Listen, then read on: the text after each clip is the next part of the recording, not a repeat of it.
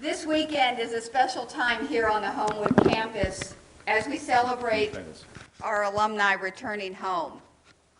It's a time for renewing friendships, catching up with professors, learning about how Hopkins has changed both within the classroom as well as throughout the campus, and last but certainly not least, watching a great Big Ten lacrosse matchup between our Blue Jays and the University of Michigan. So for those of you celebrating a reunion this weekend, whether it be your 5th reunion, your 65th, maybe your 75th, we're delighted you're here. Welcome home. I would be remiss if I didn't welcome our alumni, student, faculty, parents, and staff who are with us today here, as well as watching online because this is being live streamed. In just a moment, we'll hear more about the exciting new initiative, the History Retrospective.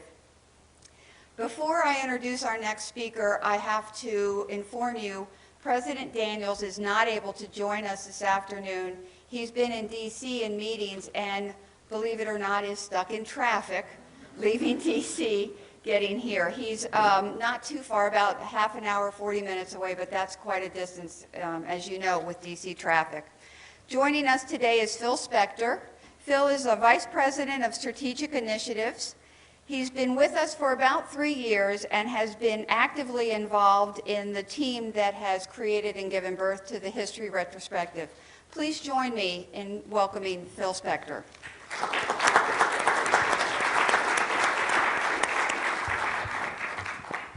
Thanks, everyone. It's good to be here. I was picked actually to speak here in President Daniels' place, not only because I'm part of the team that helped to birth Hopkins Retrospective, but because of the vice presidents, I do the best President Daniels impersonation.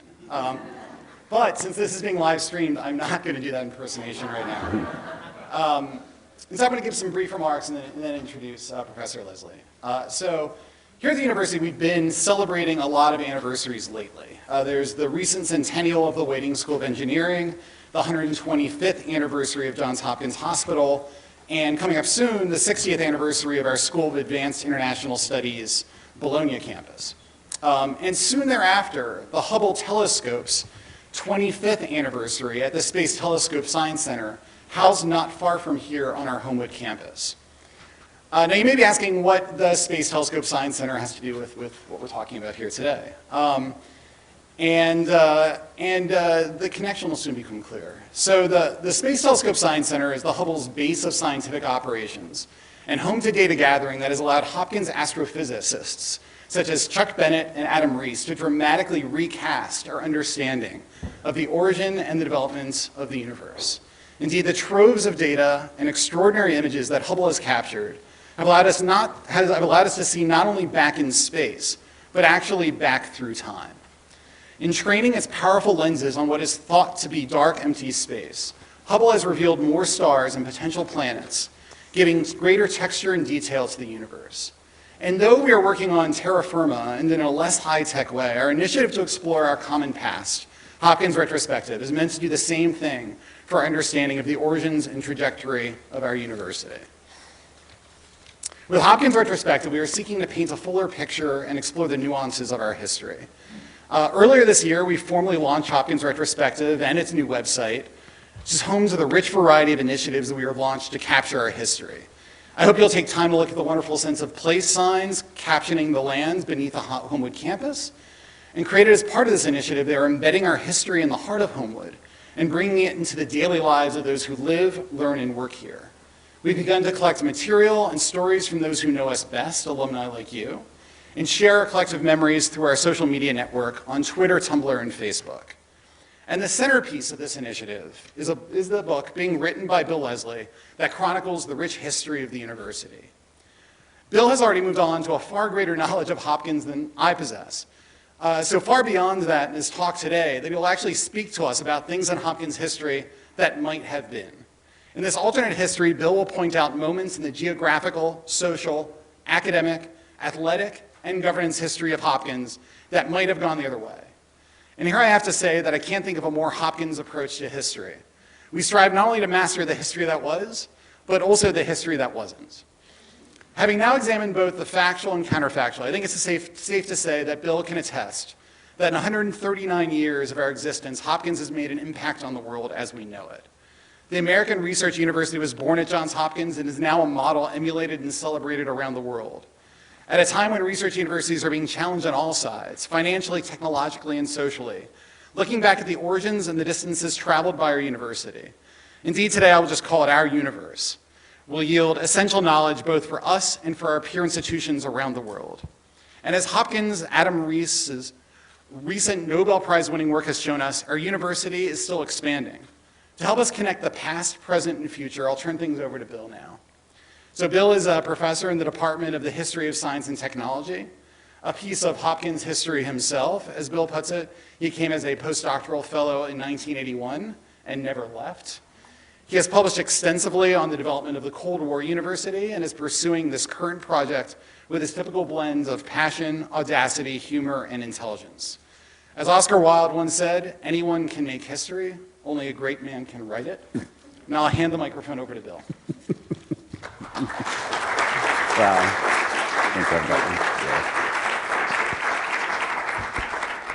Thank you, Phil, for a charming introduction. And thank you and the President's Office for this opportunity to write about our proud history, and as you'll see, not always proud history. But I'd like to especially thank today Archivist Jim Stimpert, who I saw somewhere over there, who's been very helpful in trying to dig through these thousands of files that I have to work with and all the photographs, and I'm really grateful to him and his staff for doing that. And also Jenny Kniff, who is the program manager for Hopkins Retrospective and has been also the web wizard to bring this project alive. So I'm truly grateful. Well, generally historians, like athletes, try to shy away from the coulda, woulda, shoulda. And we try to write about the what and the so what. But in this case, I thought it might be an interesting exercise to write about the things that didn't happen. And it's somewhat easier to write, too, because I can make it up. But this is the world of tomorrow, of course, as imagined in 1939 at the World's Fair. But think of great counterfactual history. The one that comes to my mind is this. If you remember the cyclorama at Gettysburg, and you look at that battle and you wonder, what if Jeb Stuart hadn't gone rogue at the wrong time, or Lee hadn't ordered that charge for Pickett? Maybe history would have been very different. So in that kind of spirit, I'd like to take a look at the things at Hopkins that didn't happen or happened in ways that we really didn't anticipate. And I can look to authority for this Nobel Prize-winning economist named Robert Fogel, who wrote his dissertation right at Johns Hopkins on a counterfactual history topic about the railroad and whether it was as important as people thought in the economic history of the United States, and concluded with an econometric model that it wasn't. So I feel I have some good company in this expedition. I also have a remarkable document, the kind historians only can dream about. I found it in the papers of Henry Rowland, our first professor of physics. And it's from 1885. It's a light operetta, and it's titled Johns Hopkins University in Futuro, 1990. So they're looking in 1885 at what it might be like in 1990. And this is an odd place to find it because it doesn't show any trace of Henry Rowland's lack of sense of humor or his style. But as a history of what might have been, it's just absolutely great. It was right next to a file or a paper called The Highest Aim of a Physicist, and what it's doing there baffles me, but it doesn't matter. The operetta is set in Sylvester Hall on the grounds of Clifton. Now, J.J. Sylvester was our first professor of mathematics, and we know that because he left Hopkins before this thing was written that he wasn't our mystery author. But what I like about it is that on this imagined campus of the future, which is set at Clifton, not at Homewood, the buildings are covered with ivy, and they're named for famous professors with a P. Imagine that, naming buildings for professors. I thought that was amazing. So, its introduction tells us that the class system, meaning freshman, sophomore, junior, senior, has been reinstated, reminding us, of course, that Hopkins didn't start with one. It was only a 3-year program, or could be less, and we'll talk about that a little bit later. And it also says, in a kind of sly swipe at our rivals up in Cambridge, it said, tidy goodies have been imported from Harvard College to take care of the students' rooms. So now we have Harvard taking care of our rooms, which I think is nice. And that would have been welcome news. Here's Sylvester reminding you that even he didn't like geometry. It would have been welcome news, of course, for Hopkins undergraduates, who they were basically living at home, but Hopkins grad students and some living downtown would have welcomed the chance to be at a place like Clifton for sure. We'll get back to the mansion in a minute. One of the other things it says is that Hopkins in the future has women students, which must have been cheering news in 1885, and that they dressed in the native costume of the language that they happened to be studying. Now, it also says that the men dressed in convivial medieval garb. Now, it's really hard to find pictures of things that didn't happen, but I did the best I could, and I found this photo, which is the maypole dance at Bryn Mawr College, which is often called Miss Johns Hopkins, dressed, of course, in Greek, which most of the women were assumed to be taking. Turkish, for some reason, was the other language. You would think that'd be a problem, but it wasn't. Now, this one you'll recognize. She's not a Hopkins graduate, but she is a Bryn Mawr graduate. Recognize her? Katharine Hepburn in her best Grecian outfit. It was a little harder to find men in convivial medieval garb, but thanks to Jenny, I found this one. It's from Spring Fair. We aren't sure exactly the date, but it's Hopkins men. All right? Now, the operetta plot is a little creepy. It talks about a senior fellow. He's a curator of the Frothingham Museum. Now, if you know the Archaeology Museum, the Frothingham Museum is actually named for a fellow in Greek who donated his collection. But in this one, he's no gentleman, and he has these affairs with two women undergraduates who happen to be roommates, and I won't bore you with the details. So my first what if is, what if Hopkins had moved to Clifton, as Hopkins in futuro thought it might? Well, here's the grounds, the Johns Hopkins University grounds at Clifton. So this is a pretty close what if. We certainly were intended by Johns Hopkins to actually go there. And think of the advantages that it might have given us, not only in terms of the land we had, but how it would have changed the character of the Baltimore community surrounding it, and could have provided that link between the hospital and the School of Medicine and the university that Johns Hopkins himself had always imagined. There were good reasons for staying downtown. This is the downtown physics building. One of them was we didn't have much money. We were restricted in how much money we had, how we could spend it. So Gilman wisely said he put his money into faculty instead of buildings, although buildings even in those days were expensive. And when you look at the total amount that he spent for physics, chemistry, and the humanities buildings, it's quite a lot. But what I liked was, at this downtown campus, there was a visitor about 1908 or something like that, just before we moved out. And he noticed, of course, the facilities. And if you look carefully at the chemistry lab, you see we didn't spend much on upkeep. All the paint is flaking off, even in the early days. So we chinched on maintenance. But what he had to say was this. He said, of the really popular attractions the students at Johns Hopkins affords very few. There's no university dormitory or clubhouse to serve as a center of collegiate society. They have a gymnasium and a YMCA building, but their principal resort is a dingy basement barbershop. And their chief pastime, according to my observation, is pitching dimes in the alley, which isn't a very good comment on our student life at the time. And here are some of them sort of dressed up. I don't know if they've just finished. The newsletter picked up on this, of course, and said, hey, at least we're honest about our gambling. At Harvard, Princeton, and Yale, they hide behind these palatial buildings and fancy dining halls, and so at least we're open about our amusements.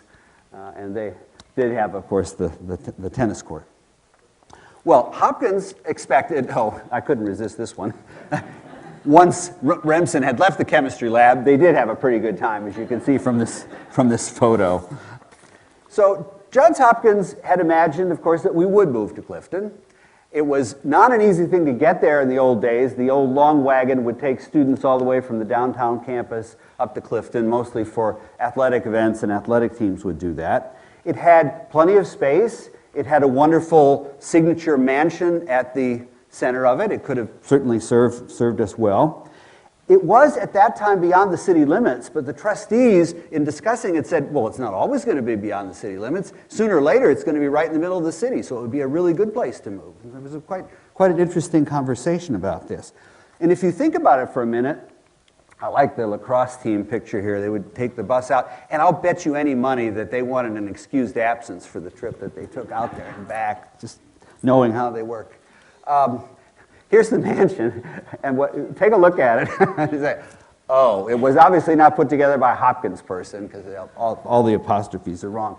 But if you think about Hopkins and what we might have done with this, there are plenty of other colleges which have taken signature buildings and sort of modeled their campus around them. One of my favorites is Monmouth College here, which took an old building by a Woolworth executive and remodeled it, sort of historic preservation. And we've really done the same thing with Homewood House, if you want to think about it that way. But let your imagination run wild for a minute and think about what our campus at Clifton might have looked like. Well, no, it probably wasn't going to look like Stanford, but in fact, Frederick Law Olmsted had close ties to Baltimore, had done much research work here, and had done the master plans not only for Stanford, but also for Berkeley, where Gilman was the first president before he came here. So what if we'd hired Olmsted and had him build our campus at Clifton? That would have been an interesting challenge. Nothing against, of course, Homewood House, but how much neo-Georgian can any campus tolerate?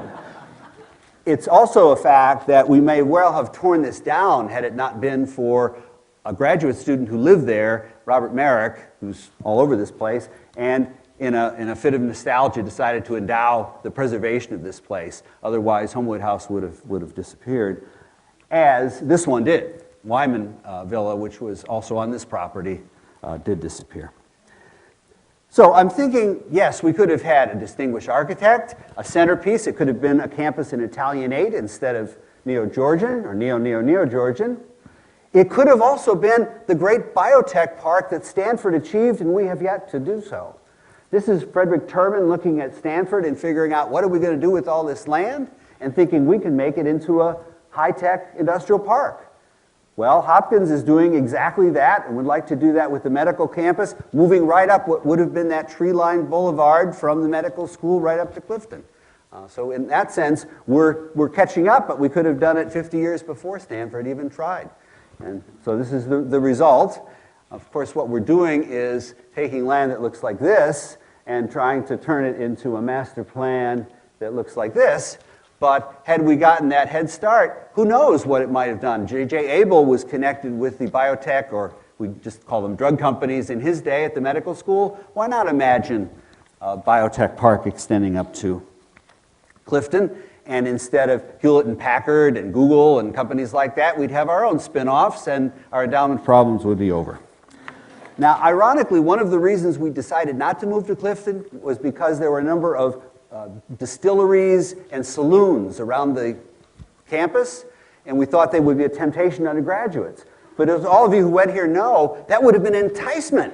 And so that would have been a vote for Clifton over Homewood, for sure. So we came here. This is an early plan. The campus is set up a little differently. But what if we came here, and here's another plan, and I love the idea that we would have had the rotunda here where MSE Library is now. And as I'll explain, the architect of that actually designed our law school. We didn't build it, but he designed it. And it didn't look like that. What if we had a university without undergraduates? Now there's an idea. It's an idea we've been toying with from the very beginning. Now I should say Hopkins has always had non-traditional ideas about undergraduate education, and it did from the very beginning. And Gilman was of sort of two minds. On one hand, he thought a genuine university really ought to have only graduate students. On the other hand, he thought, well, who's going to attend as graduate students if they haven't gotten a proper education as undergraduates? Plus, he had a debt to the city of Baltimore and to the state. And so there's a lot of good reasons why he thought there should be undergraduates here. But he didn't have a traditional undergraduate program. From the beginning, we had 3 years, but you could also do it in 2 years. And as you'll see, you could also do it in 1 year if you were really, really clever.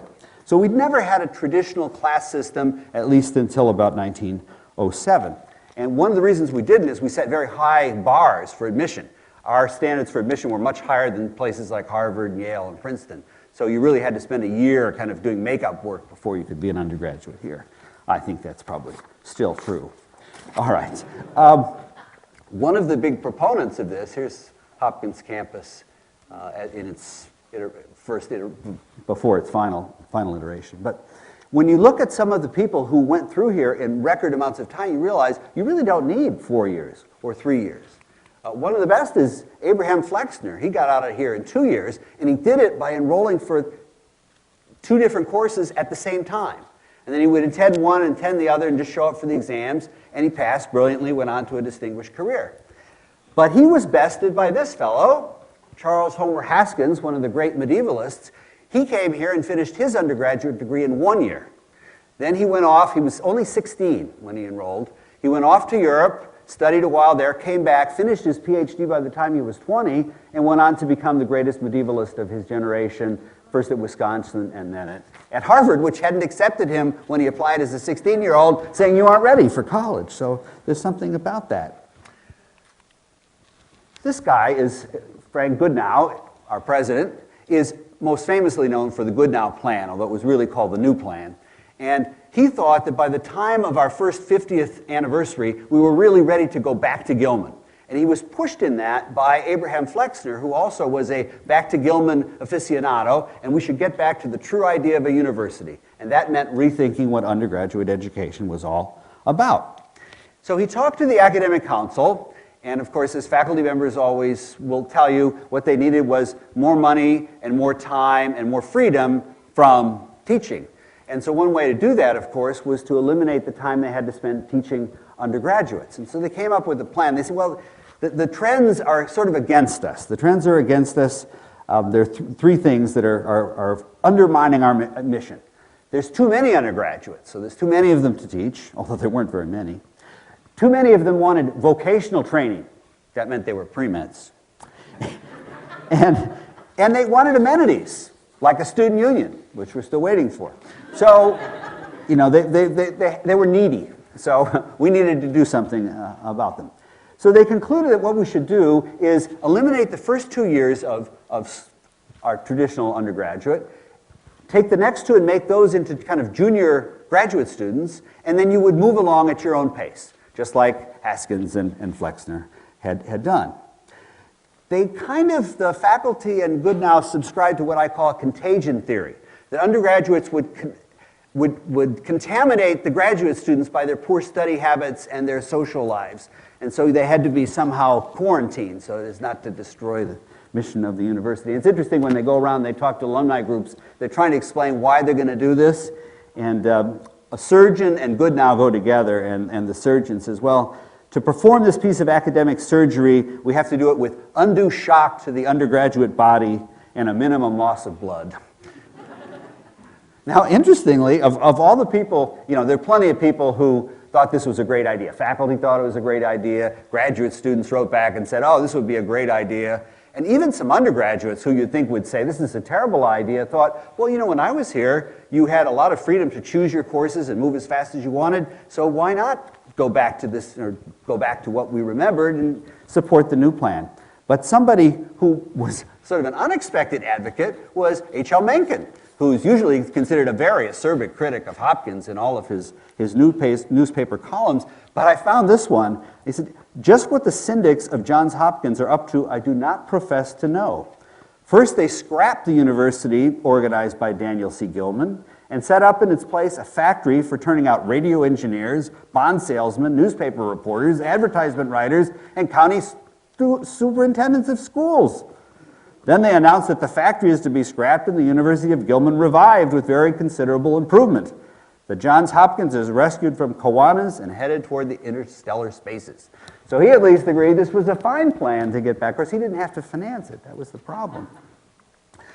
One other thing they didn't think about when they decided to move to a new plan was, would this mean women at Johns Hopkins? He says, gotcha. And yes, it would. They had to admit, when women wrote in to say, well, under the new plan, would we be admitted? They had to say, yes, women are admitted to the graduate program, so I guess in the new plan they would be admitted as these advanced undergraduates, although none of them were. But at least that was the theory. Now, the only word of caution, and these are some sorry-looking guys from that era, or probably a little bit later, but the word of caution came actually from Abraham Flexner, who you would have thought would be the most enthusiastic advocate. In fact, it was kind of his idea in the first place. There's a little meeting of Goodnow and Flexner to talk about this. And he says, well, the problem here, and this was after spending time with the Rockefeller Foundation, is that you don't have enough money to pull this off. Now, Caltech might be able to do it, and that was a new school at the time, But they have a very illustrious faculty, and I don't think you have enough money to attract that kind of faculty. So he offered a bit of caution. Goodnow made some calculations. How much is this going to cost? He comes up with a $6 million figure. That's what it'll cost to free us of the undergraduates. That's a lot of money. Our original endowment for the hospital and the university was only $7 million, although it was, of course, 50 years before. But what really grabbed my attention was in Goodnow's papers, I find this incredible appeal, and this is for the Hopkins Alumni Association. Don't ever do this. Goodnow gets this letter from his undergraduate alma mater, Amherst, and it says, you know, you went to Amherst and you paid this amount of tuition, but the real cost of your education was a lot more. It was this. Everyone's gotten that letter. I've gotten that letter too. But this one said, and we would like you to pay the difference, which he did. And then he writes on the bottom, and I will have nothing further to do with this institution. So you think that he was a little tone deaf to the idea of the Alumni Appeal. The other guy who cautioned him was Hutzler, Albert Hutzler of the Hut, and a generous contributor, who'd been an undergraduate here, who'd liked the idea of being able to sample undergraduate and graduate courses. And he said, well, you know, it sounds like a good idea, but raising money is going to be whistling in the graveyard, and that's basically what it was. And the half-century campaign raised $3 million for the Wilmer Eye Clinic, $2 million for the outpatient clinic, and basically nothing for this, which is not, you know, a big surprise to you.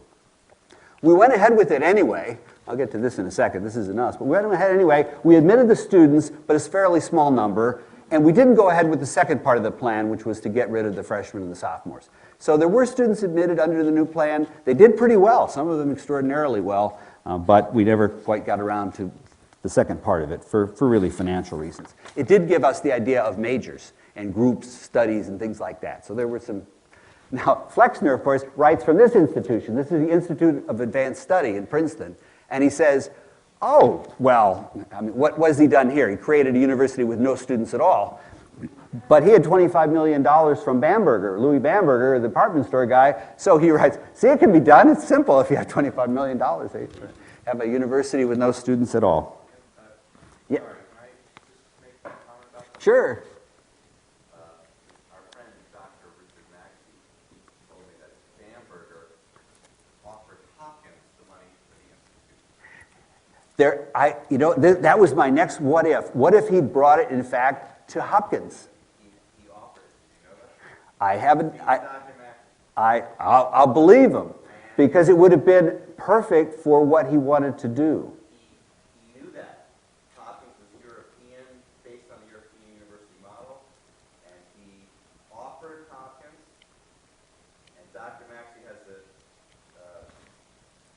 kind of a sad reason why he turned it down. I think he's probably got the wrong reason, but what's his reason? I'll give you mine. I think I'll let him say it, but it has to do with the president of the time, Bowman, not caring for the type of emigres who the institute attracts. Well, it's also true that Bamberger was very committed to New Jersey, and his first plan was to build a medical center in Newark. And Flexner talked him out of it, and I'll bet that Flexner was not able to talk him out of moving that money out of New Jersey. But I'll have to check that in the archives. Jim may have the answer to that, but I've never seen it. But I do know for sure that Flexner it would have been an obvious thing to do, given his inclinations, his Hopkins connections, etc. But remember, his brother had set up the Rockefeller Institute in New York, which was essentially the same thing for medicine, a university without students. And the idea of bringing it here, that was my what if. What if it had been here? At least we could put on one of those chairs. Einstein taught here. Oh, you arrived. and I guess didn't miss too much. Okay. So this plan doesn't go away, by the way. And when Detlef Bronk gets here, he convenes a faculty committee. And what do they tell him? We need to be free of undergraduates. We get a lot more research done, etc. So the old plan, which has actually been in the books all that time, is they have a meeting and they say the old plan is dead and the new plan lives. again, they didn't have the money to pull it off, and so it turns out that the new plan attracted some students and some very good ones, but you could never do the second part of the new plan. So I do think it's interesting that when the first new plan was announced, very, very soon, President Lawrence Lowell of Harvard writes to Goodnow and says, I'd like to know all about this plan, because he was obviously keeping an eye on a rival. I don't know that Drew Faust is keeping that close an eye on us now. I don't know, but we were setting the trend in undergraduate education in a way that Harvard paid attention to, and it might be something to think about for the future. Harvard's current tagline is? What Drew said, what Harvard's current tagline is for the university? I'd love to know. One Harvard. See, they're always borrowing our best ideas. As we'll see, it's a difficult idea to pull off at Hopkins. I have a special one just for you at the end. Okay, here's some shots of the new plan. It doesn't look too new, but I found them kind of interesting to see. What you notice about both the new plan and the new plan is that the women still didn't get in. It would take yet a new plan to finally get that, at least at the undergraduate level. And here they are in a literal jam session. Okay, what if Hopkins had been able to have the Brookings Institution as one of our divisions, and the Woodrow Wilson School? Now this sounds far-fetched, but bear with me here for a second, because at the time that they were setting up the Brookings Institution, and Robert Brookings was in fact fairly close with Maryland and with the university, and it was 1924 when he set up his first institute. It had a grad program. Our Institute of Law was trying to do something very similar in terms of providing disinterested advice to policymakers, specifically in Washington. So it's not that crazy an idea. And of course, the Walter Hines Page School of International Relations, one of the very first schools of its type, was very much like what Princeton began with what was later renamed, when it became a graduate program, the Woodrow Wilson School of Public and International Affairs in 1948, and then they had the gall to name it for our most illustrious graduate. So really both of these belonged here. Now Gilman and his trustees understood that a great university should have a great law school. And these are not lawyers, and I'll explain why they're here in a moment, but they're very important to our story. And we have a suggestive letter that Jim and I think Jordan Steele found, where Gilman we don't know who it's to, but he says, thanks for all the pamphlets on law schools. It's something I want to take a serious look at. But we don't hear about it again for quite a while. And when we do, it's not called a school of law, it's called a school of jurisprudence. And it says that it's not going to train students for the bar. It says there are plenty of law schools, some of them excellent, which are doing that. Our sole purpose is to create, and here's the key line, a school for the scientific study of law, as far removed from the vocational law school as the graduate student in research is now removed from the training school for teachers. So you get the idea right away. This is no ordinary law school that he has in mind. It's an institute, or he calls it School of Jurisprudence. It would become an institute. There was something called the American Law Institute, which I'm sure is still around, which was founded just the year before to do that kind of research, but it wasn't affiliated with the university. So he clearly had that in mind.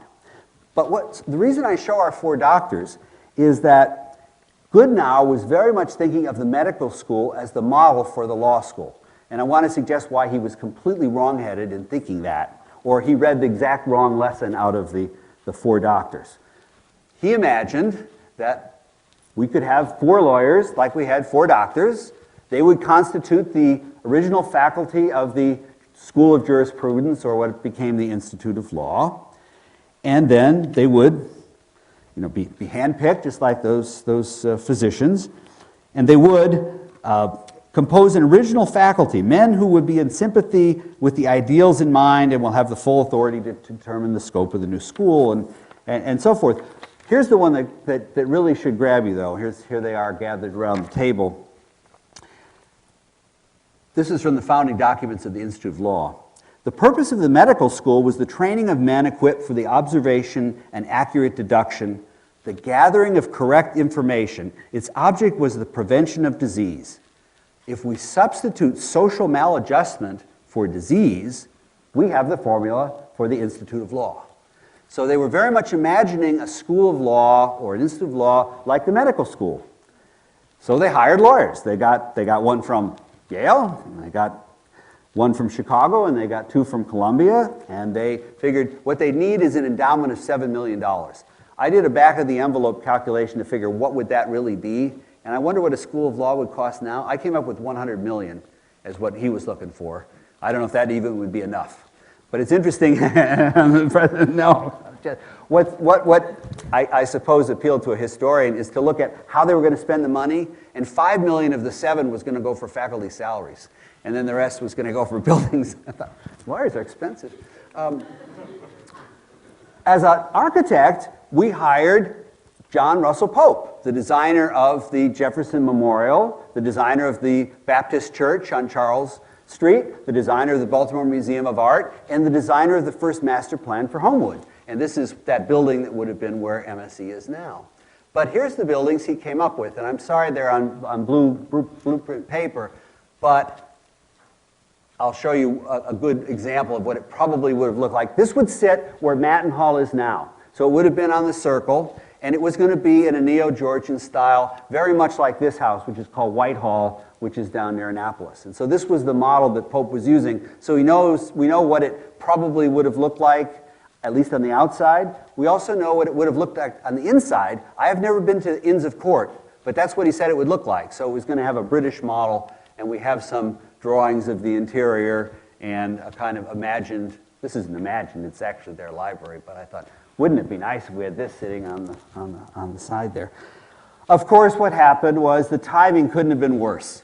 1929, you're gearing up for the Institute, and it just, timing was awful. But I think the real problem was not just timing. The real problem was the misunderstanding about what made those 4 doctors great.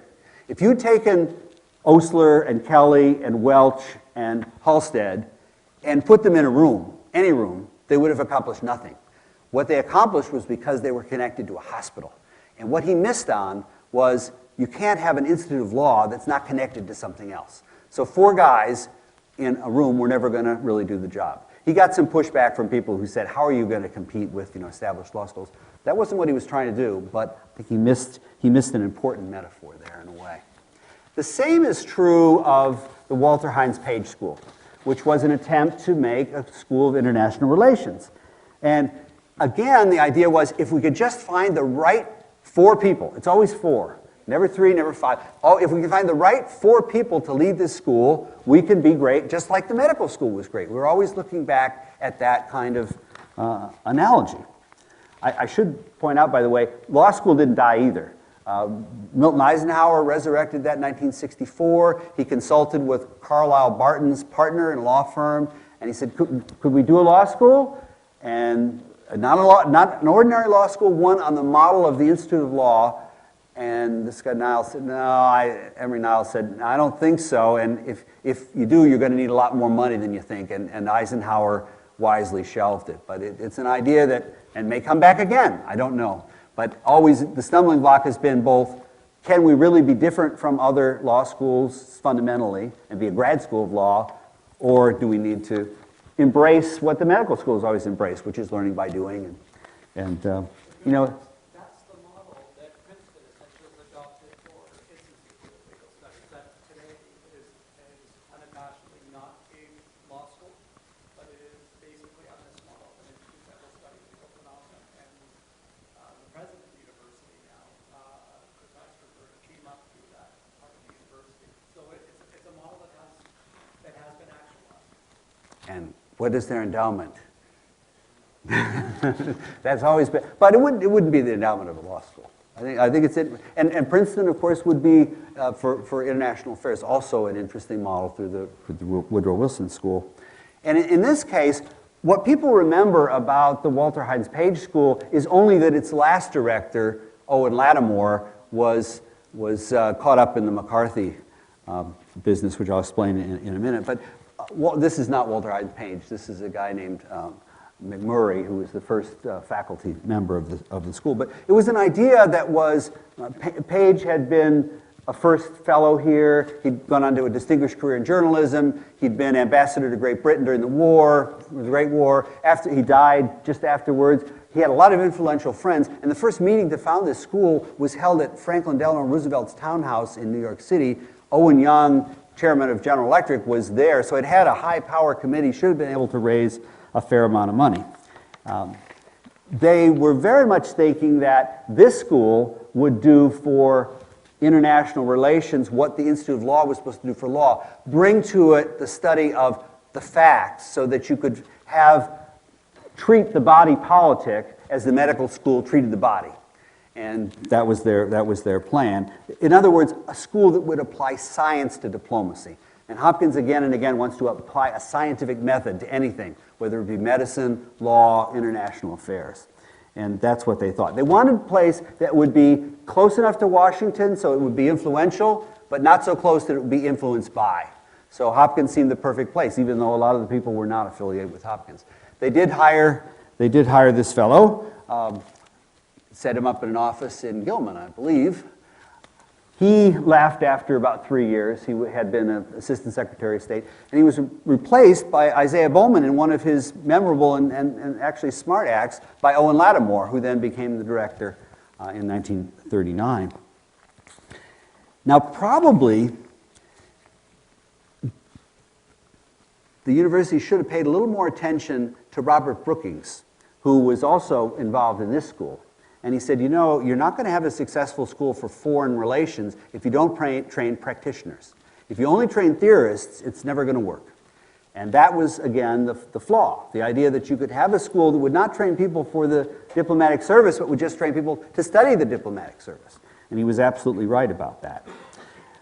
Well, Lattimore is an interesting guy. Here he is late in life. He's a China specialist. He brings a lot of charisma to the Institute. He also brings a lot of political baggage, as it turns out, because McCarthy accuses him of being the great weak link in the State Department, accusing him of preparing students to go there, subvert American ideals with communist ideals, and so on. But if you look at the program he had for the school, it was way ahead of its time. It was going to look at the Far East. It was going to look at Russia. It was going to look at the diplomatic relations among Japan, China, and the Soviet Union. It really was a very interesting program, but again, we didn't have the horsepower really to pull it off. What we got instead, in a way, was, of course, the School of Advanced International Studies in Washington. And Paul Nitze, for whom the school is named during the war, is here, and he and Christian Herder were the two people who came up with this idea of having a school in Washington to train people for a diplomatic corps. A very different model than what Hopkins had. What they didn't have was a university to attach it to. And here's a shot of Herder, who was a congressman from Massachusetts and also a Secretary of State later. So they looked at Harvard and Princeton and Yale and Hopkins, and they decided Hopkins would be the right affiliation because of our connection to DC. We were close in proximity. So for a while Lattimore is being caught up in this McCarthyite scandal and is put on paid leave of absence, and the president is getting all kinds of thousands of letters from people who have, to John Hopkins, et cetera, about get rid of this guy, and the trustees are worrying what to do. We're developing two schools of international relations. One, very conservative and practical, pragmatic, by Nitze and Herder. The other here, much more left-leaning. And I was surprised to find in the documents a letter, actually, from Herder to the president, that is Detlef Bronk, saying, you know, the problem at SAIS is we're having trouble raising money because they're confusing SAIS with the Page School, and they think we're them, and if we don't do something about the Page School, we're going to be in real financial trouble. And very shortly, I don't have a smoking gun, but very shortly after that, Lattimore's on leave, the Page School's closed, and this becomes our central school for international affairs. Okay. What if we had more gadflies on our faculty? We need more gadflies. This is Brodus Mitchell, economist. He would have been called political economy in those days. He earned his PhD here, and he taught here for 20 years. And he made enemies all the way along the way. He was a kind of abrasive personality who fought for what he believed in, and many of times he was on the right side of history. He launched a kind of one-man investigation into lynching on the Eastern Shore and took a lot of heat for that because people were writing to the president saying, we really don't want an academic meddling in our affairs there. He took a very active interest in civil rights issues. He ran as a socialist candidate for governor of Maryland. And during one of his lectures, undergraduate lectures, he was talking about the New Deal, and he talked about the 9 old bastards on the Supreme Court. Well, one of the students in that class wrote that to his father. His father wrote a letter to the president and to all the board members of the university. Mitchell was called in on the carpet to the academic council and asked, in fact, to apologize, which he did, although not kind of reluctantly. We have the transcript of that apology as people are trying to press him. But that's not really what got him. He wasn't actually fired, but he was essentially forced to resign. What did was his insistence that his department should admit an African-American graduate student, a fully qualified one, a person who was living in Baltimore, had gone to the University of Chicago for an undergraduate degree, was doing a Penn degree as a graduate student, but since he lived here and was working for the Urban League, he really wanted to go to Hopkins. He sent in his application and heard nothing for a month, several months, a year. Mitchell decides to push it. He goes to the president, he goes to the academic council, and he wants to know why has there been no action on this particular matter. And in fact, there is no action. In the end, there's a lot of arguments. Mitchell decides he'll be more comfortable resigning. He went on to a distinguished career at other universities, ended up at Hofstra at the end of his career, and he writes to Steve Muller near the end of his life. And he says to Muller, he describes the history of this event. This is in 1975. He wants to set the record straight, but Muller writes back something very interesting. He says, as you must know, you are something of a legend at Johns Hopkins. I'm amazed by the record of racial prejudice which your letter documents, and I must say that I am ashamed of this part of the history of the university. I shall be pleased to follow your suggestion and share your letter with the academic council. It's necessary and worthwhile to have an accurate perception of the past, even when it's painful. And so Muller, of course, who had his own issues at Cornell in terms of an occupation by the Black Student Union and so forth, was very sympathetic to Mitchell.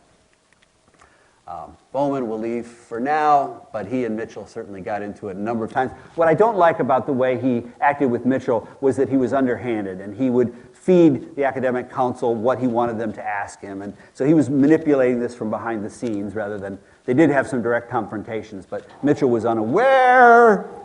How did that happen? I didn't do that.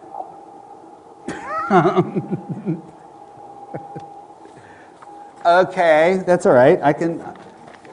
We'll just get that back down there. I can probably get you to the, we'll leave aside, it's locking us into the room. This really is the boardroom like that. Once I mentioned Lattimore, like, we're being locked in. I should never have said anything about SICE. I knew that. I will go over our should have been the Scripps Institute of Oceanography, Institution of Oceanography, briefly. We did have something called the Chesapeake Bay Institute, which we set up here in the late 40s. It was really a pioneering effort. It should have been the Scripps of the Woods Hole for the Mid-Atlantic. We had all the resources. We had some terrific faculty here. Don Pritchard was here. He had a little fleet of ships that he sent out on the Chesapeake. He discovered many important things about the physical work of water in the bay, but they also were doing biological and chemical research. It fell on hard times in the 70s when their funding started to go a little bit low. The Navy had supported most of them.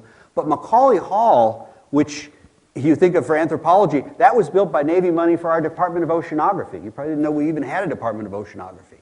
It was later combined with Earth and Planetary Sciences. They were really not that happy about the applied character of what Chesapeake Bay Institute was doing. And so after 73, Pritchard himself had cancer. He was tired of fighting with his colleagues. He was tired of trying to say, we really need an applied institute to look at the environmental issues of the bay. And so in 1992, it was finally closed. But it really was an important pioneering effort in terms of trying to do something which had practical application. And you think of what better thing could we have now than something that would do like the Chesapeake Bay Institute did for those 30 years.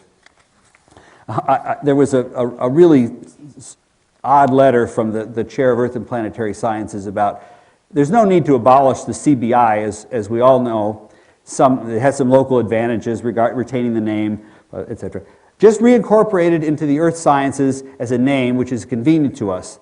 The boats are a bit of a problem, although it's fun to ride around a Hopkins boat. It does not make sense in the long run for the university to tie itself to this expensive venture. So they weren't going to keep around their boats just to take the trustees on cruises. And they were moving more in a different direction, which was much more, it's very Hopkins, much more theoretical and laboratory-based, less field-based, but far less engaged with local environmental issues than CBI had been.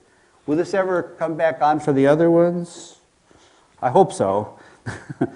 But if it doesn't, I can do anyway, because I put this in, particularly for the president, because it's one Hopkins. And I thought, does one Hopkins have a history? And I said, yes, it does. And I offer this as a cautionary tale. Not to say it can't be done, just to say what President Daniels already knows, how hard it is to do. And this is from the Biophysics department. Even today, we have a Biophysics department at Homewood, one at the School of Medicine, one at the School of Public Health.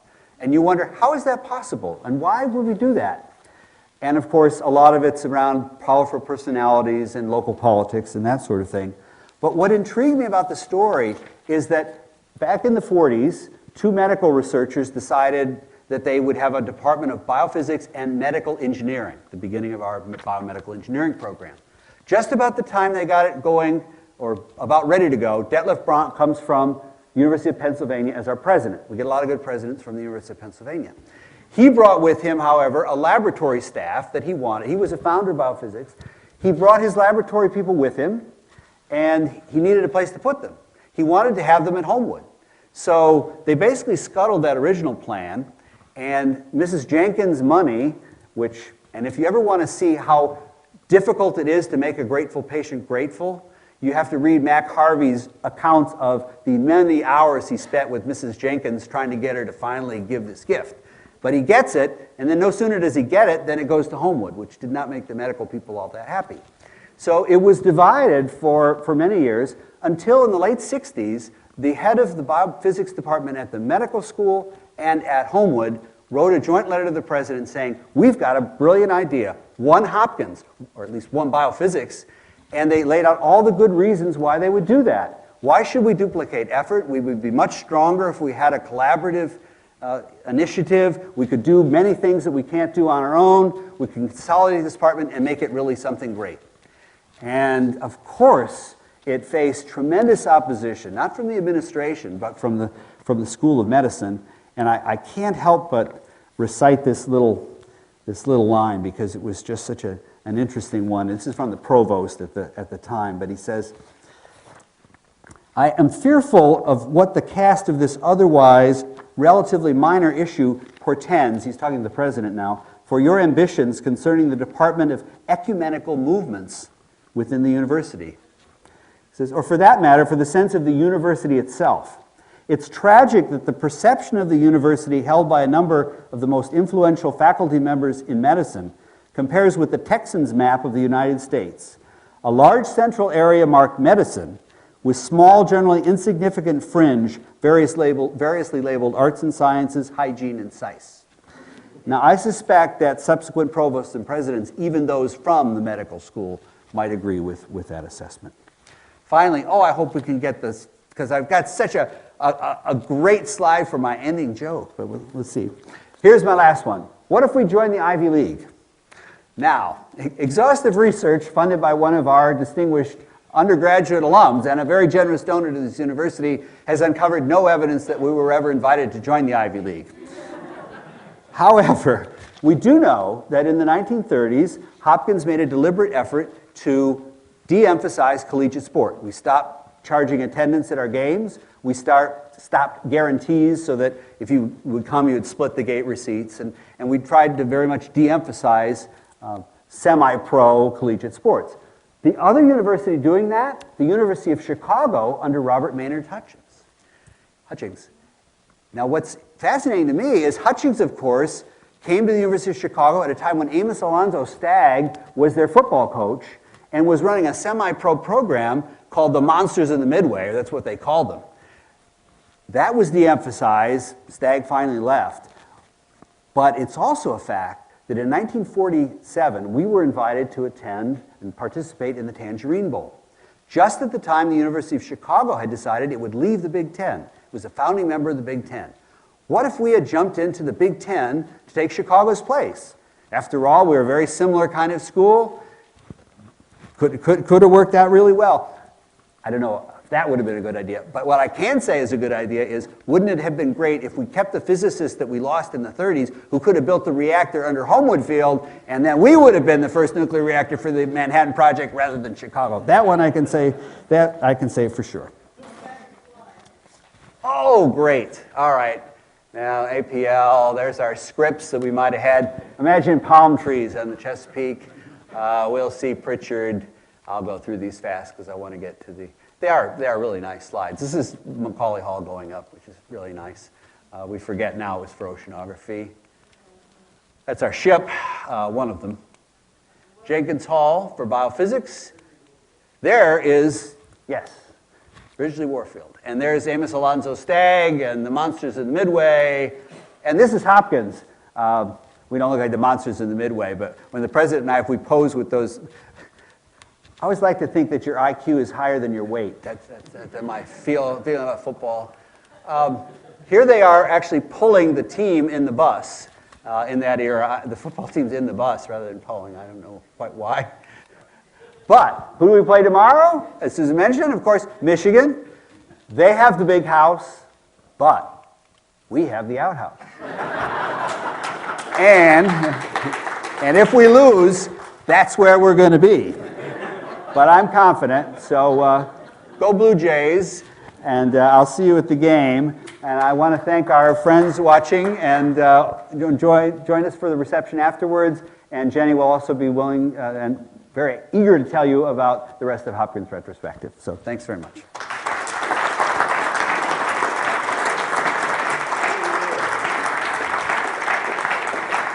I guess I was supposed to spend a couple of minutes taking questions if you have any. I ran a little over, but I got a late start. Yes, sir. Will this be on the test? And, will the test be either short answer or essay? It'll be an essay, but you have to make it up. Make up the answer, just like I had to make up this story. So it's always, I think it was Tolstoy said, it's, history is much easier than being a novelist, because historians just have to look it up, and I have to think it up. So you'll have to think it up. Yes, ma'am. I'm very surprised that refusal to admit a black graduate student. When did Hopkins admit its first black graduate? It admitted its first black graduate student 50 years before that, under Gilman, as Brodus Mitchell pointed out. His name was Kelly Muller. He admitted to mathematics in 1884, and he stayed 2 years, left without a degree in 1886. Apparently because the tuition went up 25% and he could no longer afford the cost of tuition. But he did go on. He was, I think, a professor and then dean eventually at Howard University. Howard got his degrees and became a very strong advocate for education for African Americans. And Brodus Mitchell pointed out that case in no uncertain terms to the Academic Council and to the president. The next graduate student was 1950, and I don't know when the next African American, late 40s. Fred Scott, post-World War II. Yeah, so it would be 10 years afterwards, yeah. Yes? Can you discuss at all the history of the Hopkins colors, athletic colors? I can't add anything that the newsletter didn't add about black and blue, and whether Neil Grauer would be the person to talk about that, I think. Black and gold, and then black. Yeah, we've had, and why we end up being the Blue Jays at all. But I think it's usually traced to both the newsletter and the Hullabaloo, I think. Yeah, basically, our official colors are still old gold and silver. As the president, yeah. But because the gold was too similar to the orange of Princeton, apparently it was too difficult to tell Hopkins from Princeton on the same field when they played each other in football. So Princeton had seniority on us. So we said, okay, we'll change to something else. It sounds apocryphal because there are home and away uniforms, and one's white and one's dark. But maybe. The blue has changed the shades of blue. When I was here, it was darker. And I assumed it came from the top part of the Hopkins crest, the university part of the crest, which is a blue. And in recent years, looking up online, it's a Columbia blue. It's Columbia blue, which is terrible. There's much we can learn from Columbia, but not our color. It just shows trying to get away from Princeton, and you go to Columbia. Why not do the blue from our crest and make that Hopkins blue? I think I like the yellow and black. The bumblebees. If you look at, I was a classmate and dorm mate of Dave Petramala. Look at the colors then. It was a darker blue. And the blue's been all over the place. Yes. You were talking about the law school and Dr. The Institute of Law. The Institute. So Dr. Eisenhower, when he came back for his second term as president, he had this open door policy over on Bishop's Road. And many of us, Michael and I were talking earlier, would go over there in the evening and sit and just chat with him.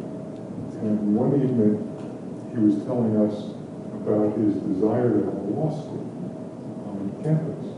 It was different. He didn't talk about the institute, but the law student said he had done a study of Harvard, and he said the graduates of the medical school and the law school had similar earning capacity and earnings over their lifetime, but the law school graduates gave significantly more money.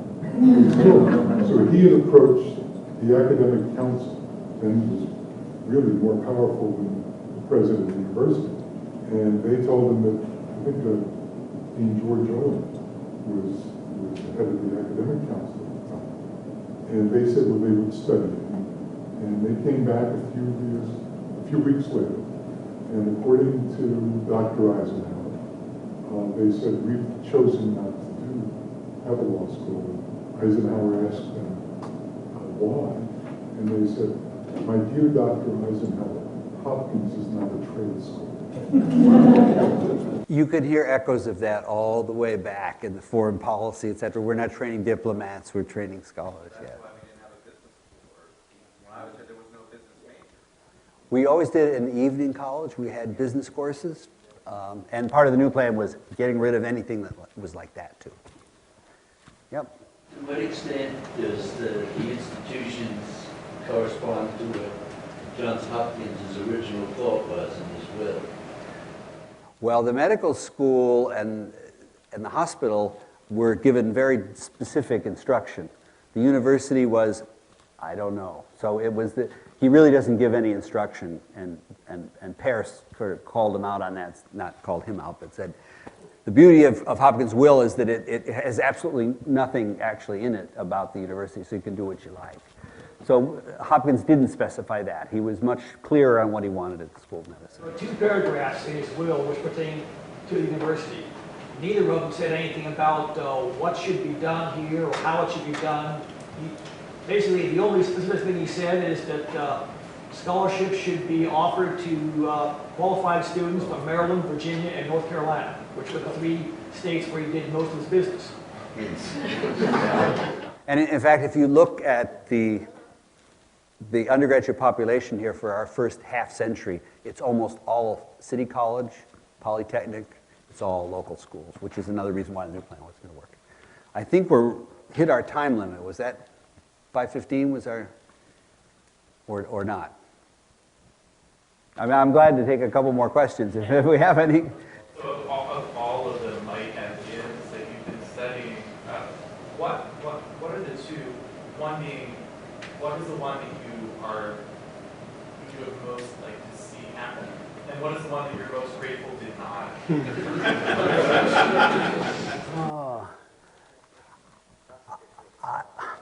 No, I think it would have been really interesting if we'd been able to pull off a Brookings or a Woodrow Wilson school. I think that would have been, to be a really great university would be to have more of those kinds of institutions, and we could have done it.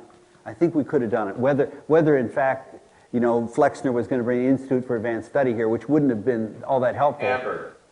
Bamberger. He offered it to Hopkins first.